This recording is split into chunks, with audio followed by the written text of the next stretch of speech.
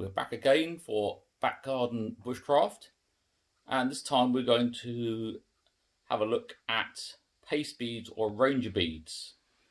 This is used for measuring distance whilst walking and come in various sorts.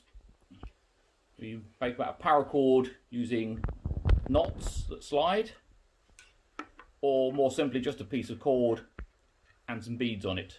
The important thing is that the beads don't slide on their own. They need to hold on the cord until you move them. If they start dropping up and down, then you're going to lose your count.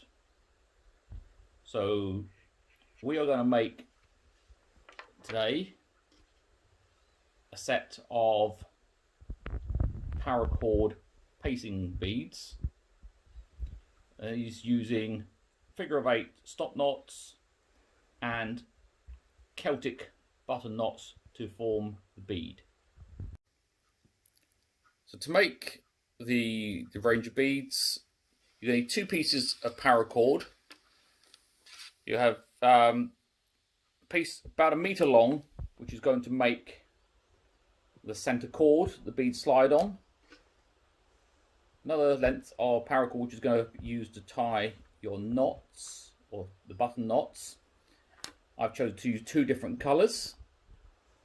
Then you're going to want something to cut the paracord, and then a flame to melt the ends of it so that it doesn't unravel. The first thing we're going to do is to double the cord in half, and we're going to put a figure of 8 knot in the end of it, or in the middle of it. So this figure 8 knot, if you make it up nice and tight, this creates a stop at the top so your beads don't drop off the end. It also creates a nice neat loop that you can use for attaching it with a carabiner to your rucksack strap or to one of your belt loops so you don't lose it when you're out hiking. So to tie the button knot, start with a length of paracord. I'm going to make 1 loop,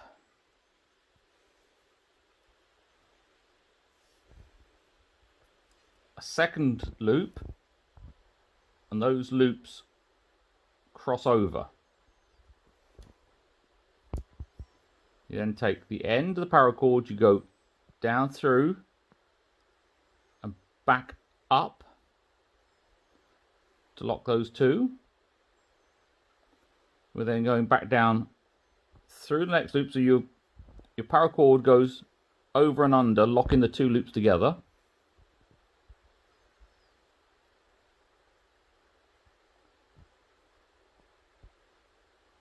And then we come back round, we go down through this loop here and back up through the center. We now need to work the knot smaller. And it will sit as a loop. Put your finger in there to start with if you want. And the easiest way is to save too much cutting. You keep pulling one end of the paracord through, and eventually you can tighten the knot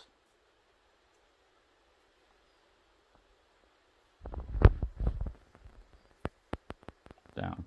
And this is just a matter of just going round and round, finding the next end to pull through.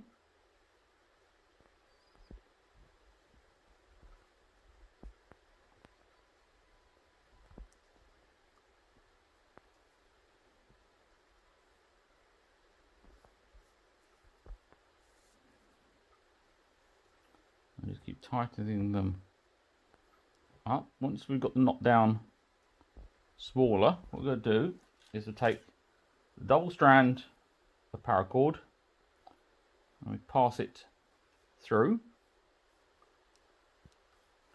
and then we just keep tightening down the knot again.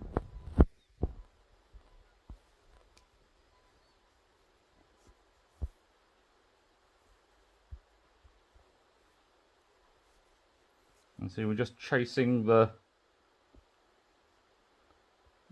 end of the cord round and round, pulling in one loop to move on to the next, gradually tightening them up as we go.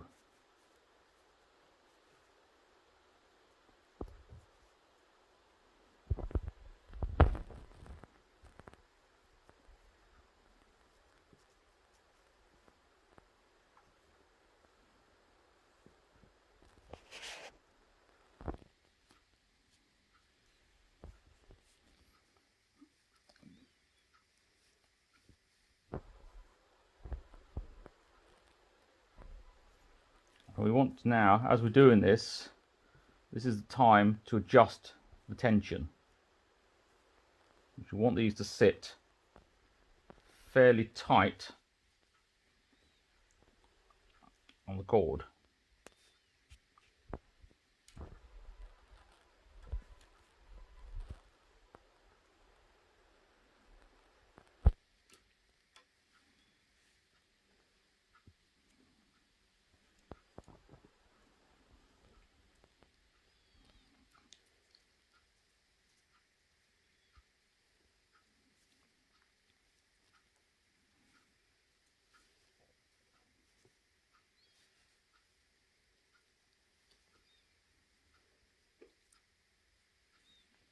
Now we're getting there.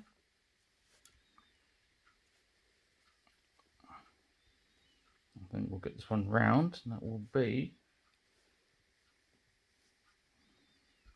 a nice tight knot. And that just now slides, steady pull on it, one way or the other. So the next bit then is to trim off the ends of the knot. So you can either use a knife or scissors. Fold everything back out of the way. Cut off, leaving a little tag end. And then we're going to melt it to stop it from unraveling. Just touching against it, heat in there. A little bit of heat, using the edge of the blade, the scissors, you can just squash it down nice and flat. That just stops it pulling back through.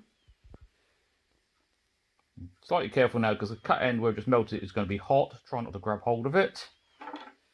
Come around to the other side. Same again. Trim it off.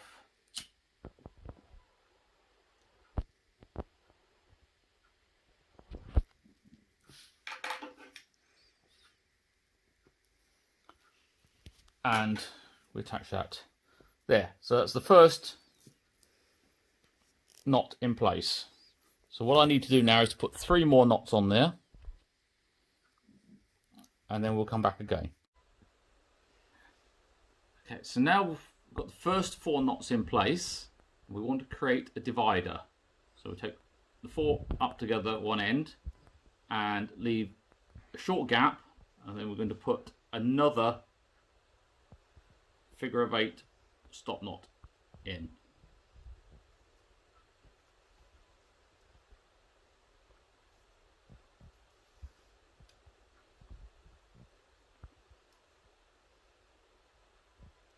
Just slowly work the knot up, keep it nice and neat, so this will look nice and tidy when we're finished.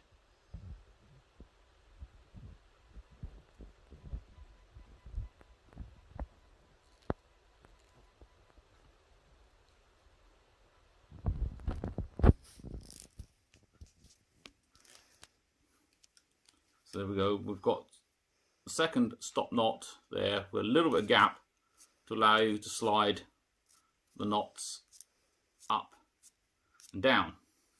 So the next step now is to put another 9 knots on the next section. We'll come back in a minute after I've done. We now have 4 knots above the divider, and there's another 9 below it. To finish this off, we're going to put another stop knot in, which is what stops or prevents the beads from falling off the end. So we go for another figure of 8.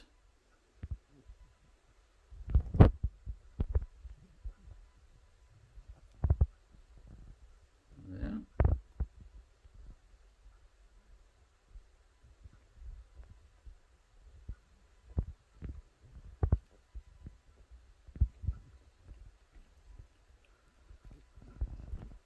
Just snug this up so you've got a little bit of gap to allow you to move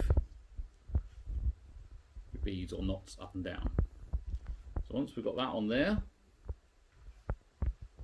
I'm going to trim off the 2 ends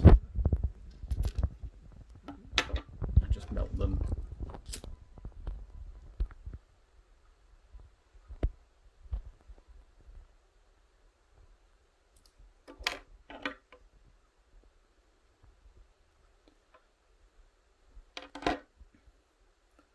That's how you make a set of pacing beads. So now we have the beads made, we can use them to measure the distance we hike. And the beads are used to measure in sections of 100 meters. So for every 100 meters you walk, pull down a bead.